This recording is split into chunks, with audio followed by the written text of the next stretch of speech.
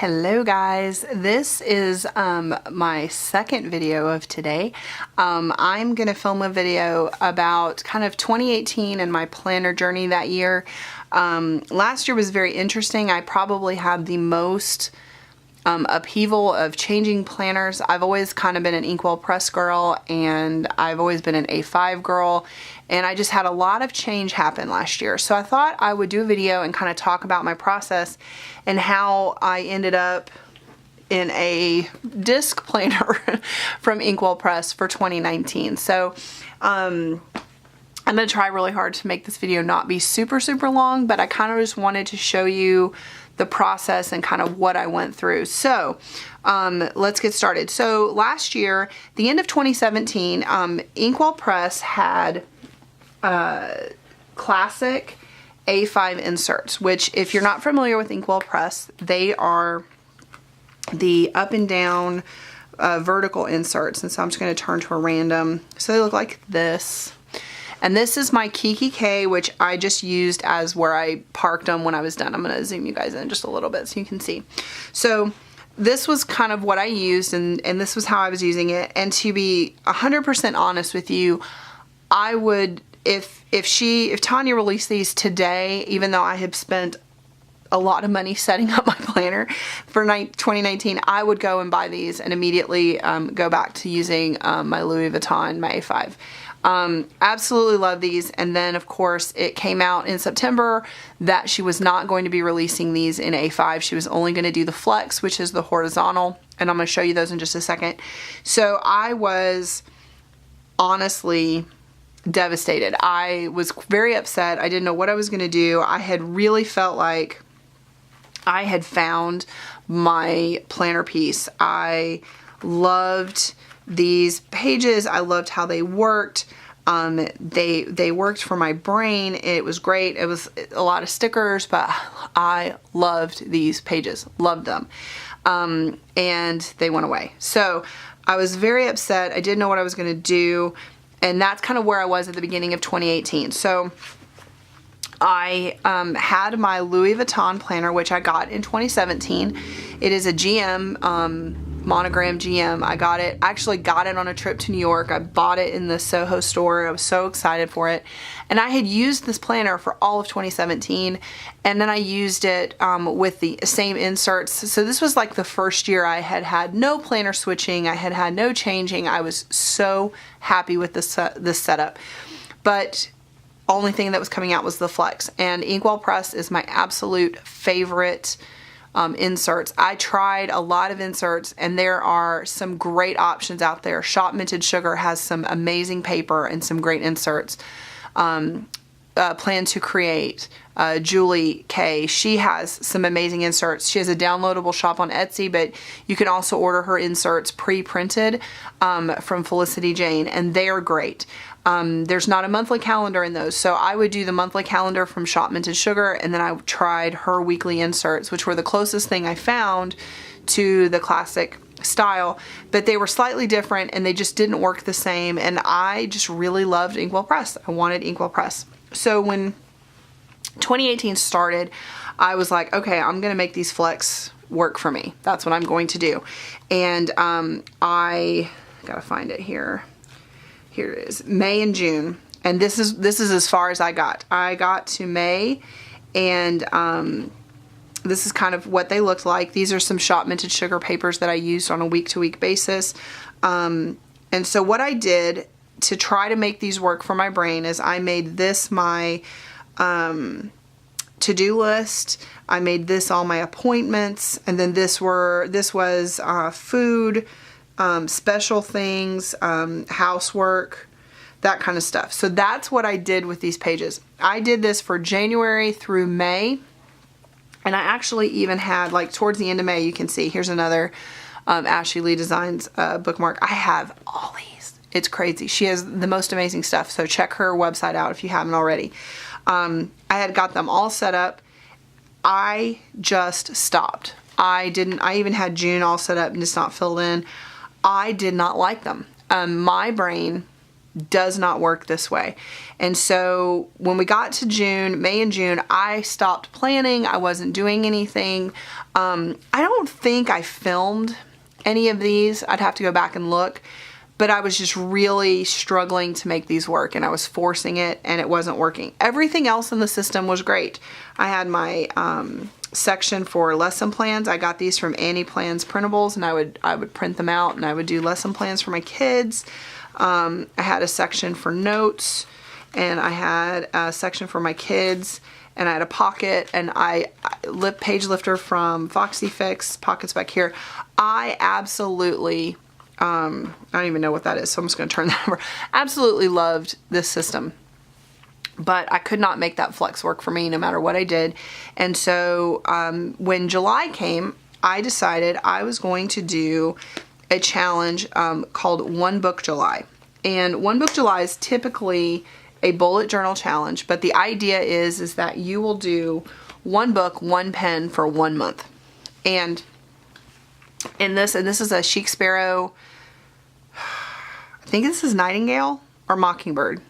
Mockingjay? I don't know, I can't remember right now, but it's a really pretty teal color.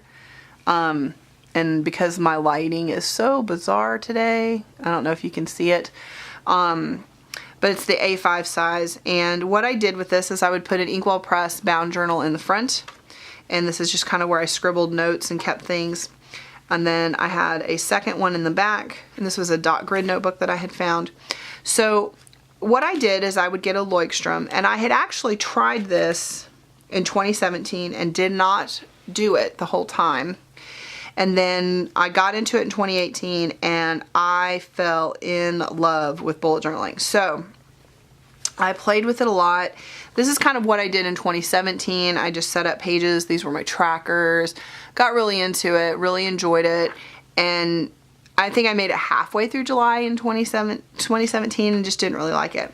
So I came back to this and I played with some different things. This is one of my future logs that I did. Here's another one. These are stamps from Ink by Jang. So I was able to stamp this out. And this is what's so important here, guys. It wasn't all handwritten. I was able to stamp it out, and I loved that. So I would stamp my pages. This was my month. And if you follow Ryder Carroll, this is how you do a month. It's a vertical thing, and you just write things out. I kind of made a section over here for my husband's work schedule each month. I like to see the month, so I still did this. But if you look any videos on YouTube for Ryder Carroll, he doesn't do any of that. Then I would have this month, and this was like intentions, things I needed to do, task list, things I was looking at, all that kind of stuff. And this was prepping for homeschooling year and all that kind of stuff. Then this was what I did for church notes, because the first was a Sunday. Oh, let me back y'all out just a little bit. So the first was a Sunday, and this was my church notes. And then this is kind of how I started my week.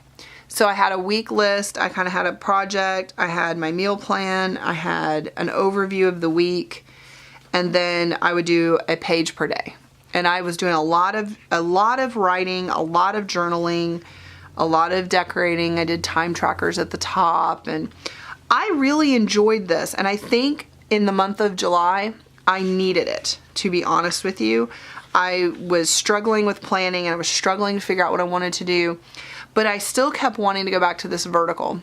And so I tried this, and I only did this spread one time. It just didn't really work. And then I came up with this, which was my meal plan, my grocery list this week, an overview, and then I just did a page per day. This is me and my husband on his birthday, my husband and my daughter, and so this is kind of my dad and my daughter. So this is kind of what I did. And then I did a book page, and what I would do is on any of the things I added, sorry, let me see if I can. There we go. Now you can see the whole page. Anytime I added an extra spread or collection is what they're called in bullet journaling, I would highlight them at the bottom and highlight the page, and I'd put it in my index. I still use some stickers. 90% of this is stamped, just so you guys know. I drew the lines and I did the writing, but all this is stamps. All of this is stamps. So I kind of got back into my stamps. I was playing, I was being creative. I was really enjoying it. This is how I did my homeschool planning. And then, you know, just took pictures and had memories and stuck things in there, and notes when I went to stuff, my, you know, our CC schedule, more pictures, more notes. As you can see, it was a lot. I did this for July, August, September, and October. Okay, so I did this for a long time, and when I'm sorry, let me rephrase that. I was set up for October before I moved into my Inkwell Press disc planner, which I'll go through that in a minute. But I loved it. I was using it. I got all the way through. I was doing, everything was in this book. My lesson plans, my church notes, everything. And I really, really, really loved it. And so I did this. Now my final setup that I had was this one. And this is another Chic Sparrow. There we go. Another Chic Sparrow. This is from the Odyssey. And Mr. Toffee Odyssey. I can't remember. Athena is what it's called. She doesn't have this one anymore. But I love these notebooks. They're so amazing. This was my final setup. And so I had all of this. One of the things with bullet journaling that I didn't like was the whole forward planning thing. And so the way I came around that was I got a printable from, I believe this is Jasenia Printables, and it was just a month, the entire month of 2018, and it was the academic year, yeah, June to 2019. And so I had this in my front pocket, and I would, all my son's soccer games, all of the practice stuff, when school started, trips, anything we had planned was in this book. And I just stuck it in the front here, and that negated that problem for me. This first book, and all these covers are from Chic Sparrow, was my commonplace book. And I would put like little stickers and things in here, vellums. And this was my index and my content. And these were things that I knew I was going to want to hang on to and not change with every journal. And journal books were lasting me for about 3 months. I would put pockets and had sticky notes. These are from Chocho and Mimi, and I love those. This was my Leuchtturm that I started. My plan was to do this book for October, November, and December. And I just wanted to show you real quickly what my setup was at that time. I did do a future log, and I did July through December, and this is how I chose to decorate it. And I used my CAD stickers that I had in there, and I liked that. I thought it was fun. And then this were my months. I liked to draw the lines to show me a week's. This was the tracker, habit tracker, and that. This was I did groceries, my housework, and my meal plan. Then these were my weekly tasks, anything future, so the next week. I liked to see the month, and I would highlight what week we were on. These were my weeks here. And then on this particular week, I don't think we had school. So I did a week on one page horizontal. I did some journaling. These were my my workout day that I was in. I liked this. For weeks that I didn't need daily pages and I didn't need that, I was good with that. This was how I planned for my community days. These were things that we did for, we did extra seminars for how do I take notes, planned for that.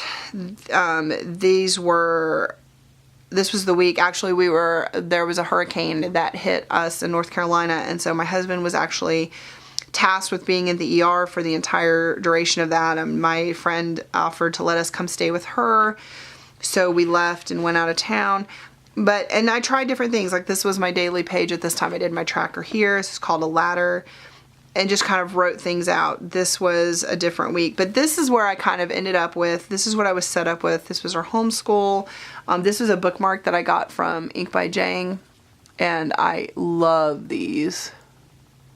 If I can get it to focus. There we go. So I would have these, and you could get stickers for this. So it could say today, this week, this month, whatever you wanted.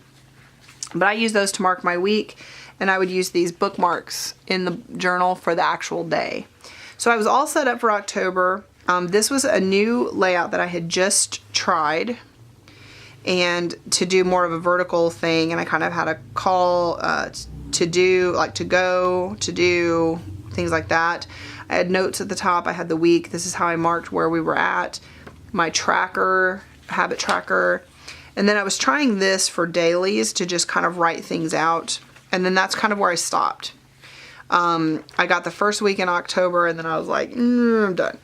I really enjoyed bullet journaling. I loved it. But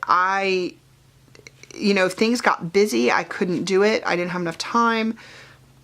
This is another notebook that I had the back, and this was just I guess crap notebook would be the word to use. And this is just where I could put notes.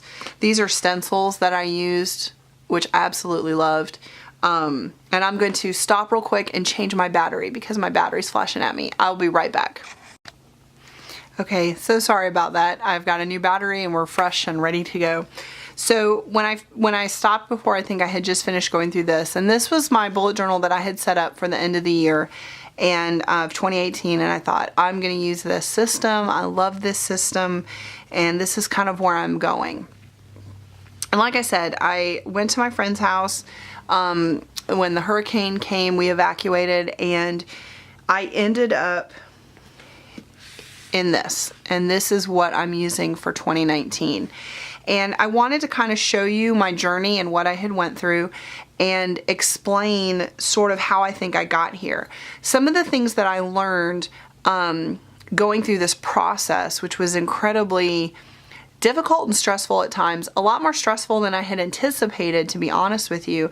I had never had a lot of crazy planning problems. I wasn't switching planners all the time. I wasn't changing, but I really struggled this past year. And so what I learned over the course of the year is when I was using the Inkwell Press A5 planners that were classic, so these vertical planners, I learned vertical is how my brain works. Bam, done.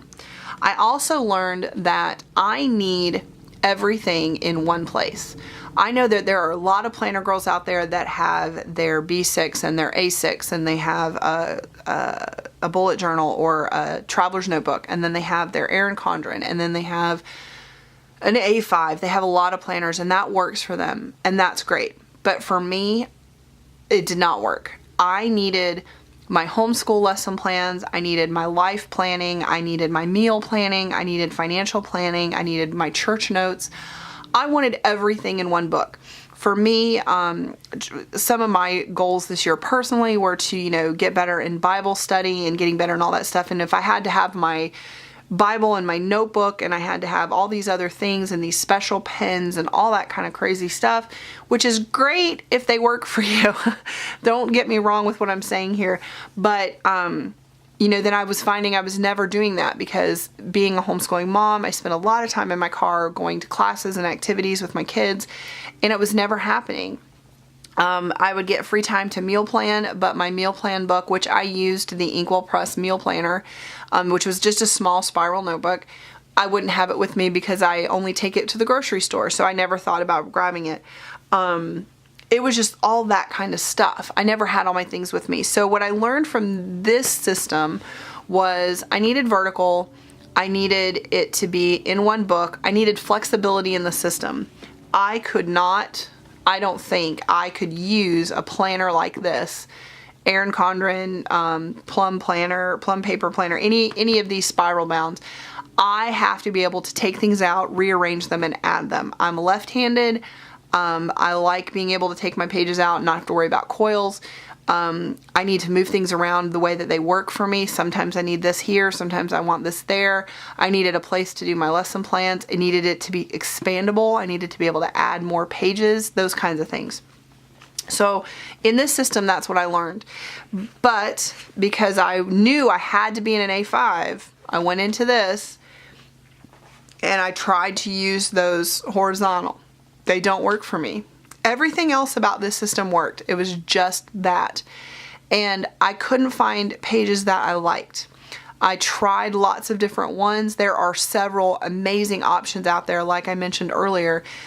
But for me, they just didn't quite work. For Plan to Create, for example, Julie has these amazing ones. Now in her printable shop, she has lines and grids and hourlies and all kinds of new stuff. But in the ones you get from Felicity Jane, they're just big boxes and they're open. I like to have lines. I like things to be straight. stickers didn't quite fit right, and then they, you'd have to center them, and it wasn't home. And I think everybody agrees, if you're a planner girl, you find a planner that just works and the system works, and they didn't work for me. But you should definitely check them out if you're looking for options. I do want to stress that. The paper's amazing. Julie's wonderful to work with. Shop Minted Sugar has amazing paper. The fonts are beautiful. It's just the horizontal layouts just didn't work for me, and I couldn't make them work. So I tried, and that's where we got to. So I did this, and I loved it. And everything else worked. I was able to add what I needed. I was able to change things around. I was able to take pages out. So I knew that I had to have that flexibility no matter what. Now with bullet journaling, what I learned is a couple things. In bullet journaling, I learned that the creative process and the idea of creating exactly what you need every week was very freeing, and I loved that. The problem for me probably is I get too creative, and I would spend hours creating my next week, and then on Saturday morning I would have to sit down again and spend hours, and I would do it over the process of a couple of days. But then if you mess something up or you forget a page or a spread, for me it was very difficult. The true system, you're supposed to do monthly pages and a monthly spread, and then you're supposed to just do daily pages, and you create what you need for that day, and then the next morning you do it again. I need a monthly layout, or a weekly layout, sorry. I need to see my weeks. I have so much going on. I need to make sure that I'm not forgetting anything on a week basis. But even then I wanted a grocery list, and I wanted to be able to have this, and I wanted to have planning pages and lesson plans and all these things in it. But what I did learn is I can plan with just a pen and some highlighters, and I don't have to have a ton of stickers. Stamps are awesome, and they make the process much, much, much faster. Stencils are amazing and very, very important. And if you think that you're going to even think about bullet journaling, check out Ink by Jane. She has her own website now. She used to be on Etsy, may still be, but she has her own website now. She has stencils and stamps that will make bullet journaling very fast for you if that's the method that you're leaning towards, but you're overwhelmed by setting things up and that kind of thing. Definitely go check her out.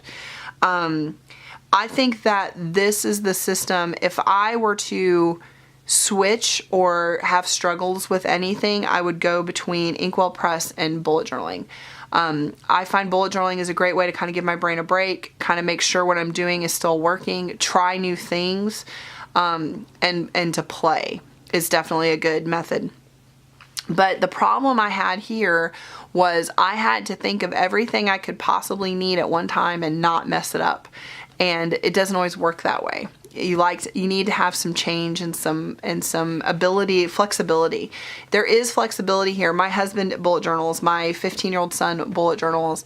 I believe bullet journaling is the best way for you to start if you're entering the planner world, to just figure out what you like and what you need. And it's I think the cheapest way. If you go in, you buy a notebook or a Leuchtturm journal. That's the official bullet journal, but you could just get a spiral notebook and try it before you do it. But the idea of just getting your life on track and moving forward, this is a great place to start. It's wonderful. I will always have a bullet journal as my backup. It'll be on hand in case I need it, in case I want to fall back to it, in case I need a break, in case I need to just be super, super simple and do this. But those are the things I kind of learned over 2018. I need everything in one book. I need to be able to take out pages and rearrange things quickly and easily. I need to be able to expand sections and create sections. I need to be able to make it work for me if I don't. And I think I wouldn't have learned that if I hadn't done bullet journaling. I created my own homeschool section in here. I made it work with the paper that works for in here, but I created that. My church notes, I use an index, and I have a contents page and all that, which are things I learned from bullet journaling.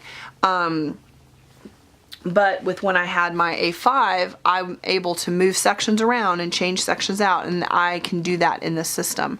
I am really excited about 2019. I think that I've got a really good setup and I've got a really good system. I did do a video. It's actually probably going to come out the week before this video comes out, where I just did a flip through and talked about how I set this up for 2019. I do plan, sorry, the focus is getting wobbly. The next video that I'm planning on doing is going to be an in-depth view of this planner and how I use it and what I use it for. So that's coming. I wanted to kind of show what I'm doing for 2019, and then I kind of wanted to show what I learned from 2018, which got me to this point. I'm sorry, the focus keeps going in and out. And my next video is going to be more in-depth on this planner right here. So I hope you guys are having a great month. This should be coming out, probably the second week in January. We'll see, hopefully. And I hope you enjoyed the video. If you have any questions or comments, let me know. I'm trying to link things below, so of things that I showed in the video, so you guys can see them. If you have any questions or if there's anything I can help you with, feel free to message me on YouTube or Instagram, and I'll talk to you again soon. Bye.